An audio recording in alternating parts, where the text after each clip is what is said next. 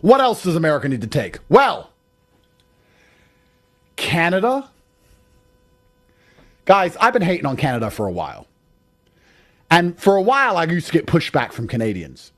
But now Canadians just walk around outside and see nothing but Indians and realize that they're not even a country anymore. You're basically India now. You're subsidizing India.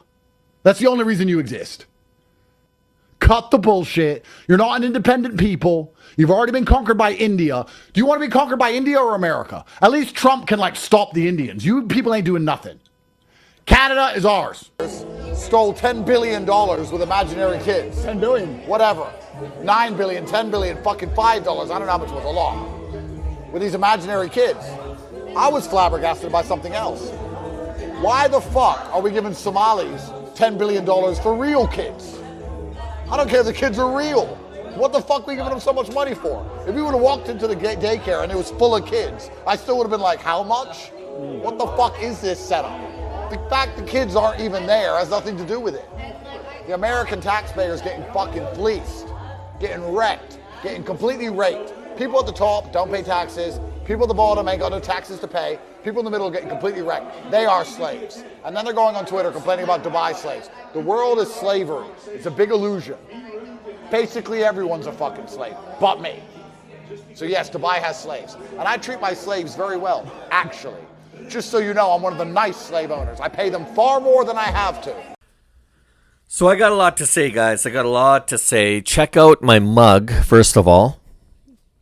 All right, Commander-in-Chief, the Oval Office. I think it's a pretty wicked mug. And I got some wicked tea inside my mug. Okay, so I got a lot to say, guys. I want to talk about Andrew Tate. Andrew Tate. I can't. I got to tear into Andrew a little bit here, guys. But look, this guy's a kickboxer.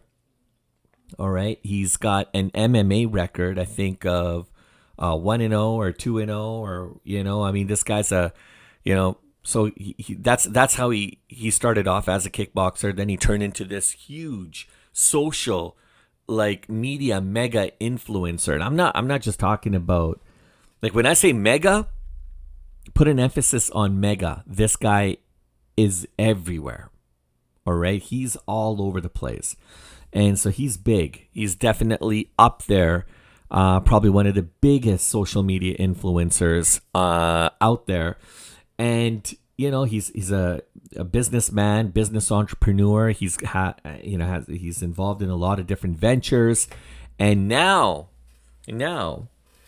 he's also an active fighter, I think. I don't know, after his loss to Chase DeMoor, and / CEO of Misfits Boxing. That also has some controversy surrounding it, because I think he just kind of pulled that right underneath the nose of KSI, who was the previous CEO. But that said, there's obviously some things there that I'm just not fully understanding, but that's kind of where we're at with Andrew Tate. Now, this guy's got, I mean, he's no stranger to controversy. I mean, he's built a reputation on the fringes of controversy itself. And before I get into that, guys, I just want to say I'm your host, Shiraz. Welcome to Duality 7X. If you guys like real fight talk, no fluff, no bias, just real unfiltered talk like we're gonna have right now, please smash the like and subscribe. And like and share and hit the bell notification so you guys never miss a beat. Now, going back to Andrew, as I mentioned, he's no stranger to controversy. This guy has, he's really built an empire on capitalizing on very lonely men. Men who, who are kind of down and out, perhaps maybe going through some kind of emotional challenges or discomfort in their lives, people who perhaps maybe need a sense of belonging, a community, just a shoulder to lean on. And in swoops Andrew Tate. And rather than propping these people up and giving them proper, motivation, helping them out, just kind of really, showing people that you could do anything that you want to do and achieve it, which in some sense he does kind of do that, but then he puts a twist on it and makes them very almost like anti women, anti establishment. He's look. The thing with Andrew is that he's got a big effing ego, all right? And he tends to, rather than bringing people up, like pushing people up, he tends to push people down. And he spreads these false narratives by anti-women, anti-human rights beliefs, and to some degree, I even think very anti-immigration as well too. He's got these very misogynistic manosphere tactics, and if you guys know anything about manosphere tactics, just watch Andrew Tate. You'll learn a lot about manosphere. In fact, this guy's got a massive following all around the world. Some people would even go on to question that this guy is like involved in like pyramid schemes and charging people like umpteens of thousands of dollars to like self-motivation, self-help type kind of online programs and courses and stuff. I'm not really going to get into all that because I can't really speak to that and how true that is. I know there's been some other controversy surrounding him and his brother with some allegations against them, but I can't speak on that either because I don't know the full truth. In fact, I liked Andrew. There was a lot of things about Andrew that that kind of resonated with me in a sense that, he said some things that kind of made sense. But then he does these things and he says these things that for every good thing he says like 10 other bad things. And it just starts to make you question this guy's like antics, this guy's understanding of things, just his beliefs overall. His ideology itself, I think, is very extreme. That said, I don't know. I mean, he's a big goofball. It's like, look, he went on this big tirade about taking over, Misfits Boxing, and then, challenging Chase DeMoor for the Misfits Boxing heavyweight title. That happened on December 20th because December 19th was a Jake Paul Anthony Joshua fight. So this was the last fight before Christmas. That's what they dubbed this fight, this card on. And there was a lot of good fights on the card, actually. Look, I get it. You've been out of the game for a long time. You haven't fought in a long time. You probably obviously got some ring rust. Kudos to you because, at least you do it. At least you go out there and you've proven yourself to have stepped into the ring with a lot of opponents. But you talked a big game against Chase DeMoor. And that fight wasn't even a fight. It's embarrassing to call it a fight. If anything, you Andrew Tate, you need to apologize to Ian John Lewis. Who's Ian John Lewis? He's the referee that had to be in that ring between you and Chase DeMoor. It was an absolute, utter embarrassment. What you put that referee and hundreds, thousands, maybe even millions of fans around the world. This was one of the biggest nights for Misfits Boxing. Up until that fight, I have to be honest, I've seen a few articles here and there, but I haven't actually watched the fight. And I'm not trying to be rude. I'm not trying to be mean. I don't see it on the telly. I don't see it like out there advertised as much.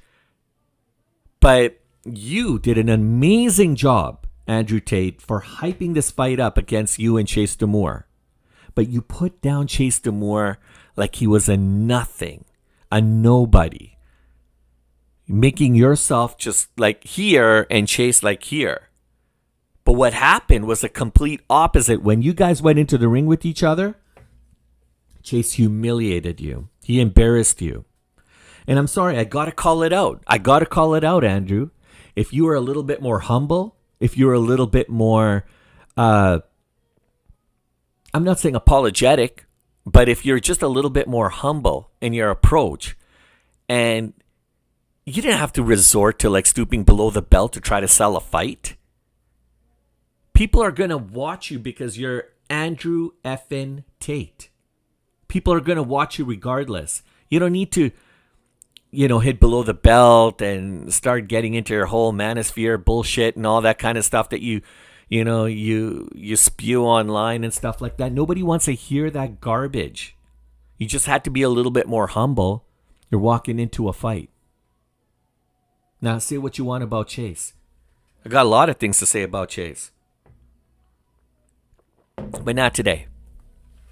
But Chase went in there and he did what he said he was going to do.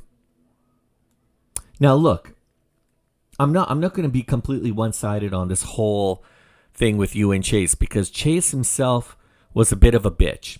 All right? He did hit you below the belt, actually. I apologize, Andrew. You know what? I'm sorry. I should have said that. I'm making it sound like you're completely one-sided in all this and Chase is innocent. No.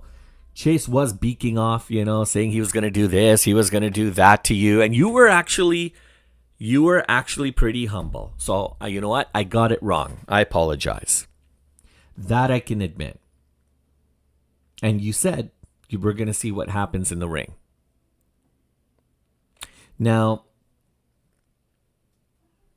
I don't know if my resentment right now or if my anger is more about the fight between you and Chase DeMoor. Probably not, because I got over it. And I didn't spew anything bad or negative about you. I was like, you know what? He's going to come back. He's going to fight again, and he's going to come back bigger and stronger. If you don't believe me, watch my previous videos. But I think the reason I'm a little turned off is your attitude as of late. I thought that whole thing with you and Chase was going to humble you a little bit more so you can kind of come down from your hot air balloon and just be a little bit normal. But no, right off the bat, man, shirts off. You got that, that fake cigar in your mouth and, starting beefs with like fellow media influencers like Sneeko and God knows who. I think you made up at Sneeko. I don't know, man. If you and Sneeko ever got in a fight, I'm pretty sure Sneeko would probably get the better of that. In fact, Andrew, I think I could get the better of you. I think if you and me were to be in the ring, I think I could beat you in the ring as well too. But anyways, that's neither here, neither there. You said a lot of garbage about immigration. You said a lot of stupid shit about people of Canada, calling people of Canada all Indians and stuff. Like, well, what the F do you have against Indians, dude? I actually happen to be Indian myself. And you know what? I'm just a person of color, dude. Just living among society, trying to be the best person that I can, try to be the best that I can towards my neighbors, regardless of the race, color, creed, religion. It doesn't matter. None of that matters to me. What matters is about respect. People treat me with respect. I treat them with respect. But the last thing I do is go and start bashing a particular culture because of where they're from and who they are. You're calling Canadians just sit back and suck back on maple syrup like we don't do anything. Well, you're such a tough guy. You're such a tough guy, Andrew. Why don't you lace up the gloves? You're about what? You're younger than me. Why don't you lace it up? Why don't you and me go at it?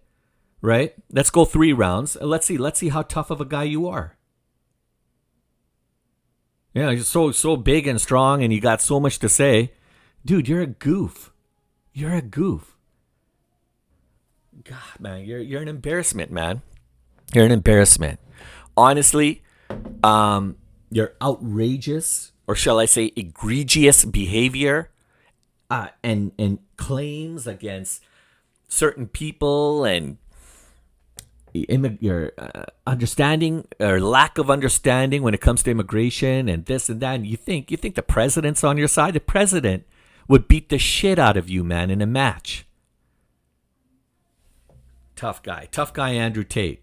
You know what? Somebody with your stature, somebody with your status, you should be out there trying to promote good, trying to encourage, more stewards in the community, people who could do bigger and better for their communities and for, making sure that their neighbors are okay, making sure that we're just good people, raising our kids in an environment free from prejudices, free from racism and all kinds of garbage that's coming out there. We should try to do the best that we can to try to make sure that we're living in a positive and, that we're trying to promote positivity in a proper manner and not bashing people.